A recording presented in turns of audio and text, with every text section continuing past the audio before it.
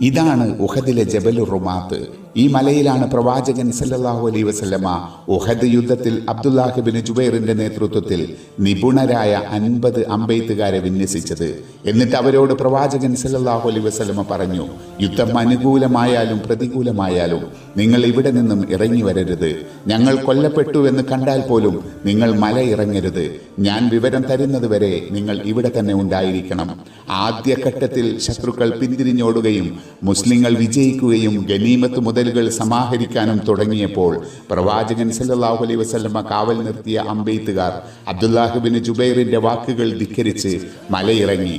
അവർ താഴെ ഇറങ്ങിയ തക്കം നോക്കി ഖാലിദ് ഇബ്നു വലീദിന്റെ നേതൃത്വത്തിൽ ഒരു കുതിരപ്പട ഈ മലയ്ക്ക് എതിർവശത്ത് കൂടി തിരിച്ചു വന്ന് മുസ്ലിങ്ങൾ ആക്രമിച്ചു. പ്രതിരോധിക്കാൻ കഴിയാതെ മുസ്ലിങ്ങൾ പരാജയപ്പെടാൻ കാരണമായത് ഈ അനുസരണക്കേടായിരുന്നു.